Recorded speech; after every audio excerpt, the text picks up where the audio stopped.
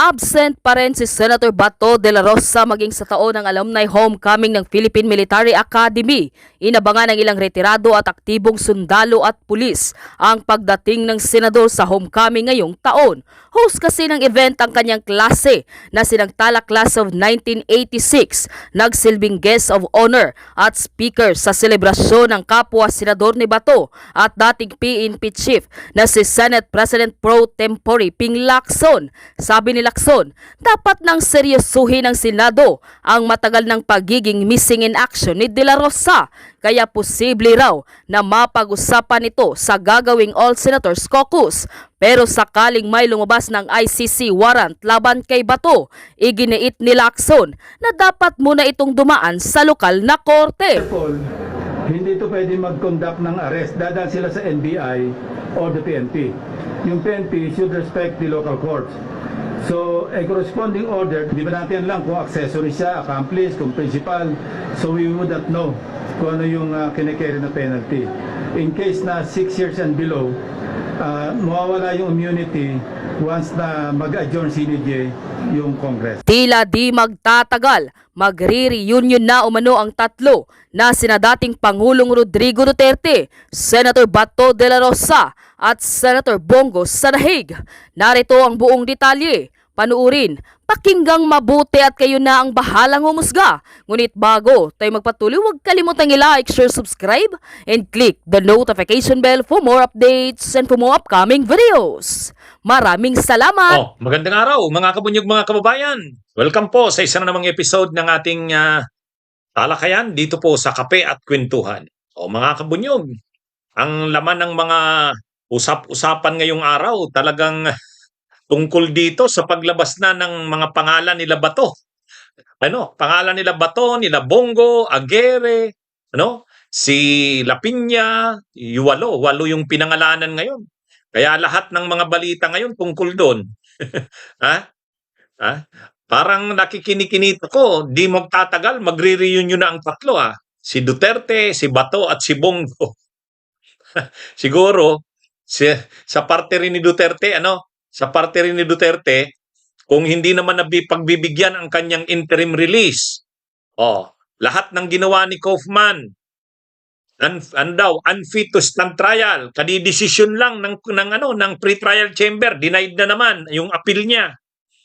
Wala. Talagang si Duterte hindi pinagbibigyan ng pre-trial chamber na makalaya. Kung ano-ano nang ginamit ni Kaufman na rason Mayroon na daw bansa na willing tumanggap kay Duterte. Wala, hindi yun. May resolusyon na yung Senado ng Pilipinas. Wala rin yun. Tapos may mga rally-rally pa yung mga Duterte supporters doon sa Dahig, sa ICC. Wala rin yun. Kaya siguro sa parte ni Duterte, nakikita niya na mukhang doon na siya doon na siya talaga matatagalan talaga siya doon. Baka ang problema siyempre ang edad ni Duterte 80 na kung life imprisonment ang parusa sa kanya, o di mahaba-haba 'yon. Saka grabe na rin ang sakit ni Duterte. Alam naman natin, grabe, may mga sakit na yan si Duterte. So, itong si Bato, saka si Bongo, si Bato sabi niya, kung kailangan daw na samahan niya si Duterte sa ICC, masaya daw siya na samahan ang kanyang iniidolo. Kaya lang nung napabalita na lalabas ang arrest warrant, nagtago. Akala ko ba gusto niya ring samahan na si Digong doon sa ICC? Pero problema, balita pa lang na mayroong warrant of arrest, nagtago na. Ibig sabihin nun, ayaw mong samahan si Duterte doon. Si Bongo naman, ayaw magsalita tungkol sa issue na yan. Ayaw magsalita. Hi, Kabunyog Fidel Briones, kumusta kayo dyan sa Milan, Italy? Ayaw ni Bonggong magsalita tungkol sa issue na yan. Kasi laging ang sinasabi kasi ni Bongo, hindi naman ako co-perpetrator dyan. Ang trabaho ko kay Duterte ay alalay niya lang, assistant to the president. Special assistant.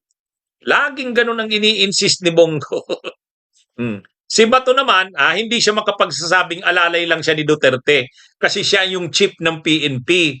Siya yung nagpatupad talaga ng tukhang, ng double barrel, lahat ng ano. Pero ngayon, ang problema, hindi naman uubra yung palusot na yan ni Bongo kasi may mga testigo laban sa kanya.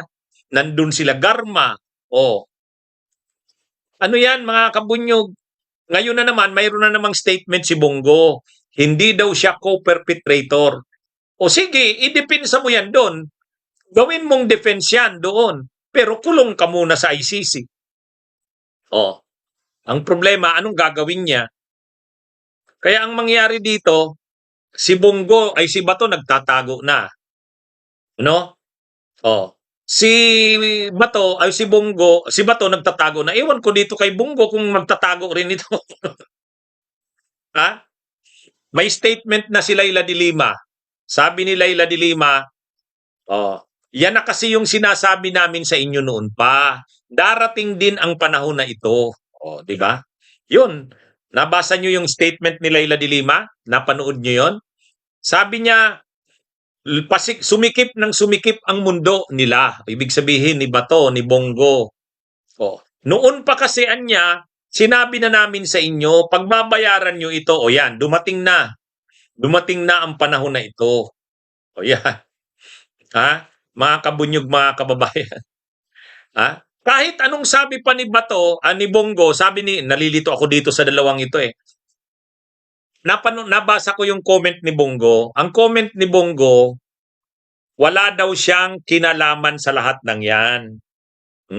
Sabi ni Bongo, let me be clear.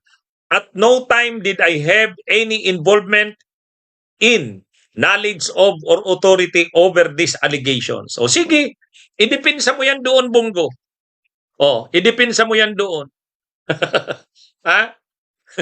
Kaya, ano yan? Ang problema, payag ka ba, Bongo, na yung depensa mo na yan, pupunta ka doon sa dahig, sasagutin mo yan. Ipakita mo doon na wala kang noong si Laila de Lima ginaganyan ninyo. Si Laila de Lima talagang sinagot. Hinarap ang lahat ng ginawa ninyo. Sa bandang huli, napatunayan na si Laila de Lima wala. Wala talaga. Ikaw, Bongo, ang hirap no, nandun na si Garma, nauna na sa'yo. Ang mahirap kay Bongo, nandun na si Garma, ready na, nauna na sa kanya. Di ba? Mga kabunyog, mga kababayan. Yan yung problema ni Bongo Anong gagawin niya? Kahit naman si Duterte, ano ang depensa ni Duterte? Di ba ang depensa ni Duterte? Ginawa ko ito para sa kinabukasan ng mga kabataan. Ginawa ko ito para sa bayan.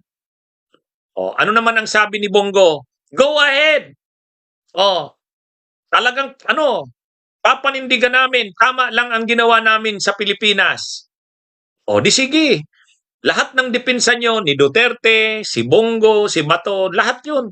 Ano ang depensa ni Duterte? Siya talaga daw, ginawa daw talaga yun ni Duterte. Di ba, sabi niya, nung nag-appear siya sa kamera doon sa Quadcom, mayabang pa si Duterte doon. Mayabang. Anong sabi ni Duterte? Tanggap ko na. Ako ang lahat ng may niyan. In-order ko talaga yan. Kasi gusto kong iligtas ang kabataan ng bayang ito. Di ba? Si Bongo naman, anong sabi niya? Yes! Ginawa talaga namin yan. Papanindigan namin yan. Para sa bayan, ginawa namin yan. Si Bongo naman, ang sinasabi niya naman na depensa, hindi naman ako involved dyan. Kasi ang role ko sa presidente is special assistant to the president. Wala akong kinalaman. Sige, harapin nyo yan, mga kaso ninyo, at idepensa nyo ang mga sarili nyo. Ang problema, ayaw ni Bato nagtatago na nga Ewan ko si Bongo. Ngayon, sabi ni Laila de Lima, ang sabi ni Laila de Lima, time and again, we warned these people, even from prison, that this day will come. Like Duterte, they did not listen. Mayayabang pa sila. Tama si Laila de Lima. Tama si Laila de Lima. Winarningan na sila noon. Sa bagay, ano kasi, sa totoo lang, masyado silang naging kumpiyansa. Kumbaga, totoo naman, medyo malayo pa, pinaghandaan din naman nila. Pinaghandaan din naman nila. Anong ginawa nila? One, ang nagpatupad ng lahat ng operations trusted ni Duterte. Yun ang unang ginawa ni Duterte. Lahat ng nag-implement ng operation trusted ni Duterte. Ano ang basis niya ng tiwala niya? Kilala niya. Mga tao na nag-operate sa Davao, yun ang ginawa ni Duterte. Si Bato de la Rosa, ginawa niyang chief PNP. Ikaw, Bato, ang magpatupad. Hindi siya tatraydorin ni Bato. Si Lapinya, ginawa niyang PIDEA, si Isidro Lapinya. Galing din niyang Davao. Si Vicente Danao, siya rin ang nagpatupad. Tao rin niya yan sa Davao. Si Kaskulan, ano yan ng Davao Regional Office ng PNP. Lahat talaga Davao. Lahat Davao. Si Kaskulan, si Bato, si Lapinya, tapos si Aguirre naman, ginawa niyang DOJ Secretary, brad niya sa San Beda, sa fraternity nila. Talagang ang ginawa ni Duterte, pinasiguro niya na lahat ng masasangkot diyan sa war on drugs na yan, tao niya. Talagang kaya lang, hindi lahat ng panahon, yan. God works in mysterious ways. Mga kabunyog, mga kababayan. O ngayon, anong nangyari? Nanalo pa sila sa eleksyon. Panalo si Marcos at si Duterte. Talo si Leni Robredo at si Kiko. Di tuwang-tuwa na naman ng mga DDS. Tuwang-tuwa sila Argo. Tuwang-tuwa sila. Ibig sabihin, hindi makakasuhan si Duterte. Hindi masusurinder sa ICC. Bakit? Nanalo si Marcos. Nanalo si Duterte. Talo ang Dilawan. Talo ang Pinklawan. Ngayon, tuwang-tuwa na sila. Kasi ligtas na si Duterte, ligtas na si Bato, ligtas na si Bongo, ligtas silang lahat. Anong nangyari? Nag-away ang Duterte at Marcos. Sino kaya ang dahilan ng pag-away nila? God works in mysterious ways. Di ba? God works in mysterious ways. Yan, mga kabunyog, mga kababayan. Kaya ang lahat ng to, kahit nga ako, ito aminin ko to sa inyo. Nung natalo si Leni noong 2022, ang sabi ko, Diyos ko, bakit naman ginaganyan mo ang bansang ito? Ano pang mangyayari sa bansa natin? Si Duterte hindi naman mapapanagot na kasi nanalo si Marcos at si Sara. Paano na yan? Wala man lang. Sabi ni Argo, host, tandaan mo, si Bato, si Bongo top 1, si Bato top 3. Di okay. Magagamit ba nila yung pagiging top 1 at 3 para hindi sila maaresto? Sige nga, Argo, magpakatanga ka na. Di ba? Magpakatanga ka na, Argo. I-invoke mo na yung top 1 at top 3. Sige nga. Hindi pwedeng arestuhin si Bongo kasi top 1. Hindi pwedeng arestuhin si Bato kasi top 3. Ganun ba yun? Di ba? Mga kabunyog, mga kawan. Hindi, sa totoo lang. Nung natalo si Leni Robredo noong 2022, sabi ko wala. Hindi talaga mapapanagot sila Duterte nito. Tapos bigla nag-away ang Duterte at Marcos. Nag-away ang Marcos at Duterte. So ngayon, anong nangyari? Nung nag-away yung Marcos at Duterte, sabi na naman nila Bato kay PBBM, Mr. President, i-commit nyo. Talaga bang hindi kayo magko-cooperate sa ICC? Sabi naman ni PBBM, we will not cooperate with the ICC. Hindi na tayo member ng ICC.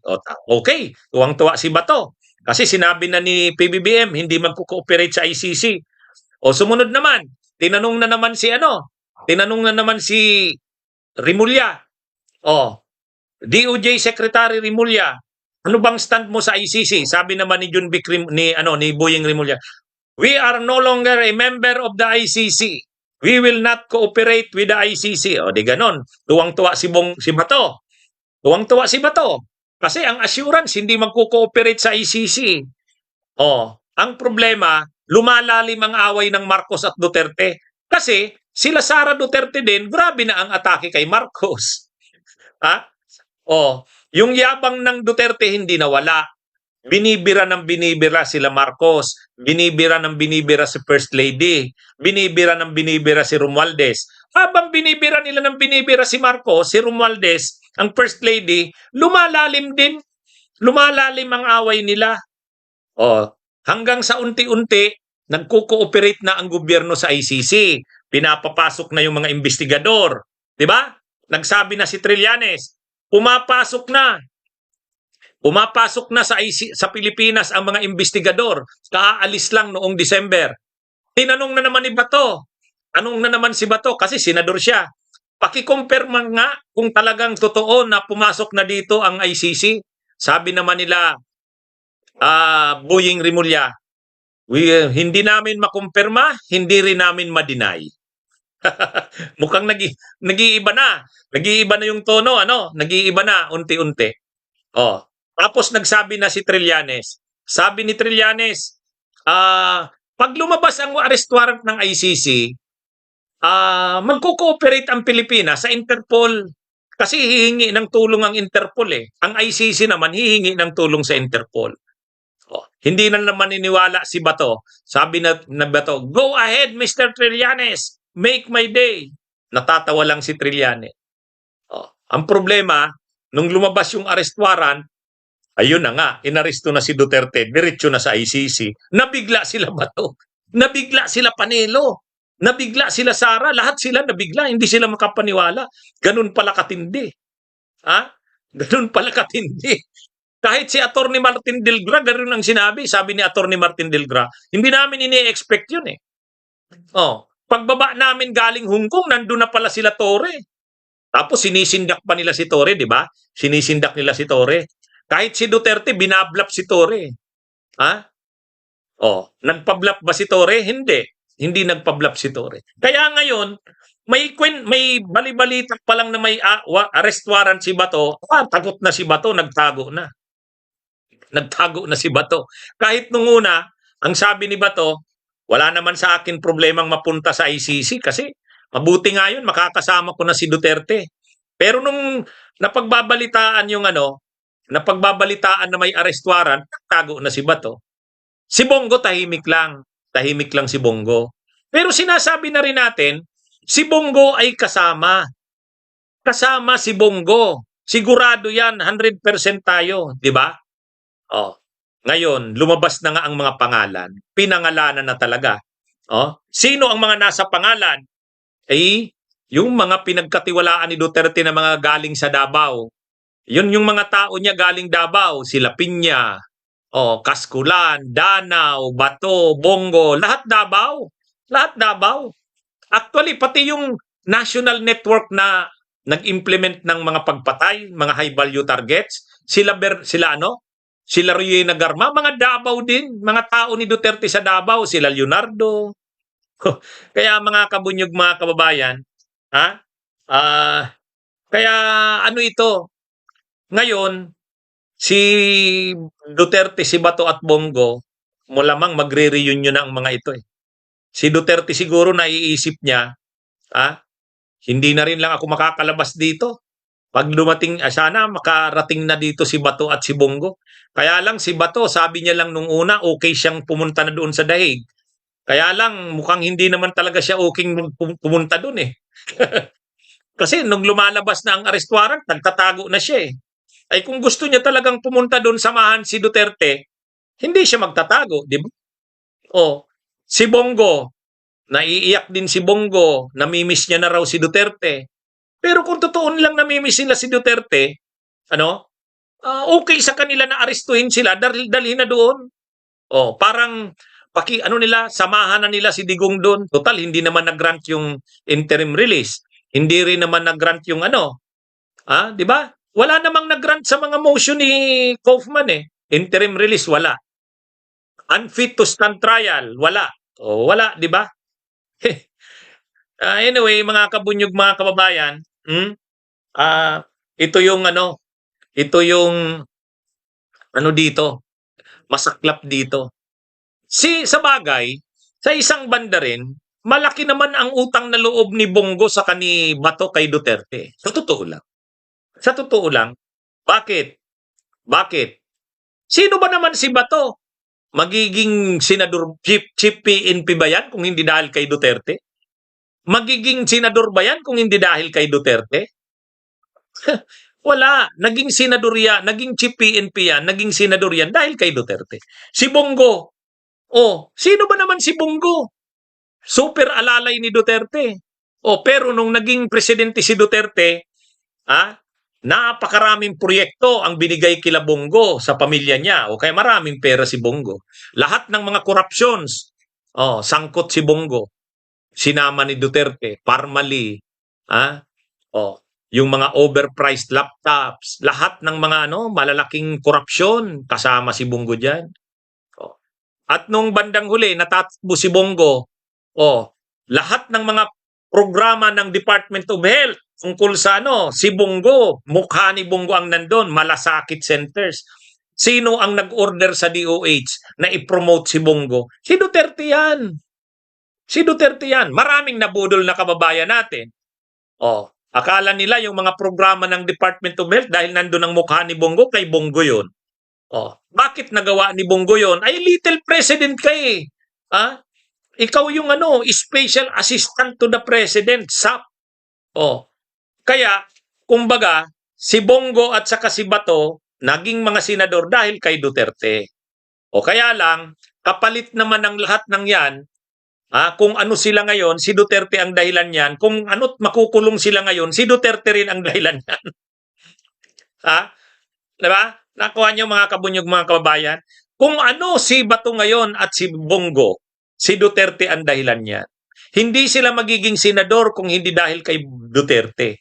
Ang problema, hindi rin sila malalagay doon sa co-perpetrators ng ICC, hindi rin sila malalagay doon sa kakasuhan ng ICC kung hindi dahil kay Duterte. Yun ang kapalit naman. Kaya yan mga kabunyog, mga kababayan eh.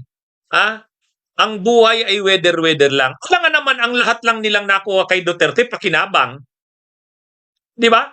Hindi naman lahat ng nakuha nila kay Duterte, pakinabang. Ito naman ngayon ang part ng hirap at pagdurusa. Nakukuha rin nila ito ngayon dahil din kay Duterte. Di ba? Di ba? Mga kabunyog, mga kababayan? Hindi, sa totoo lang. Hindi, ako real talk ako. Sa tingin nyo, magiging senador ba si Bato at si Bongo kung hindi dahil kay Duterte? Sus naman. Di ba? Pero hindi naman lahat ng nakuha nila kay Duterte ay ginhawa. Hindi naman lahat ng nakuha nila kay Duterte ay kasikatan, posisyon sa gobyerno. Hindi lahat 'yon. Ngayon naman ang makukuha nila kay Duterte, hirap naman at pagdurusa. Bakit nagtatago ngayon si Bato? Dahil kay Duterte, sinunod niya yung lahat ng order ni Duterte. Di ba? Kahit mga mali na yung pinapagawa ni Duterte, ginawa pa rin ni Bato. Ganun din si Bongo. Kumbaga binigay ni Duterte kay Bongo. Ang daming kontratang nakuha ng pamilya ni Bongo. Alangan naman, pag inutusan siya ni Duterte, Bong, dalhin mo nga itong listahan ng mga target na high value targets, ipadala mo kila Garma. Alangan namang hindi gagawin yun ni Bato, ay ni Bongo. Sasabihin ni Bongo, boss, pasensya na, wag mo na akong i-involve dyan. Pagka ganyan, ayaw ko. Hindi pwede yun. Hindi pwede yun. Di ba? Yan yung mga nangyari dyan. Yan yung mga nangyari dyan, mga kabunyog, mga kababayan. Hindi sa lahat ng panahon, kaginhawahan, katanyagan, ang iyong makukuha. Hindi sa lahat ng panahon. Sa ngayon naman, ang nakukuha naman nila ngayon ay pagdurusa. Nagdurusa na si Bongo, nagtatago na, ay si Bato. Ang tanong naman kay Bongo, magtatago din kaya siya? Di ba? Yan mga kabunyog, mga kababayan. Yan ang nangyari diyan sa totoo lang. Kaya sabi nga ni Senadora Laila de Lima, ngayon ni Congresswoman, noon pa kasi sinabihan na sila. Actually, dapat nakita nila na darating itong panahon na to. Kaya lang masyado silang nagtiwala eh. Masyado silang nagtiwala. Una, umalis na sila sa ICC noong 2019 o 2018. O akala nila, wala nang magagawa ang ICC, hindi naman tayo member na niyan eh. Wala na. Advice naman yun ni Panelo, advice ni Media Aldia. Akala nila, dahil hindi na tayo member ng ICC, wala na. Pangalawa, eleksyon ng 2022, nanalo ang Marcos Duterte. Wala. Hindi si Leni ang nanalo. Ligtas tayo, ligtas. Ang problema, nag-away ang Duterte at Marcos. Yan. God works in mysterious ways. 'Di ba? Tapos, nanalo na naman si Bato at si Bongo noong 2025 election. Sabi nga ni Argo, number 1 si Bongo, number 3 ba si Bato? Tuwang-tuwa sila. Kaya lang, hindi naman ibig sabihin na nag-number 1 ka, nag-number 3 ka sa Senado, pag lumabas ang arrest warrant, hindi ka maaaresto. 'Di ba? Hindi yan. Tapos may impeachment na naman si Sara. Naligtasan na naman nila. Kakampi nila yung Korte Suprema. Kakampi pa nila si Chis Escudero. Tuwang-tuwa na naman sila. Tuwang-tuwa. Ang problema, napalitan na naman si Chis Escudero. Minority na naman sila sa Senado. Tapos ngayon, bigla itong mga balitang ito na kasama sila sa pinangalanan. Ayan na. Ito na yung panahon. Di ba? Mga kabunyog, mga kababayan, ito na yung panahon. Talagang God works in mysterious ways. Yung sinasabi ko sa inyo noong 2022 na nung natalo si Leni Robredo, sabi ko, Diyos ko, bakit naman ganito ang nangyayari sa bansa namin? Paano pa mapapanagot ang mga Duterte? Panalo ang Marcos at si Sara Duterte. Pero yung pala, may ibang plano ang Diyos. May ibang plano pala ang Diyos, mga kabunyog. Kaya isang lesson dito, magtiwala tayo sa Diyos. Magtiwala tayo. Mga kabunyog, mga kababayan. God works in mysterious ways. Okay? Okay, mga kabunyog, mga kababayan? Magandang araw sa inyong lahat. Mabuhay po tayo.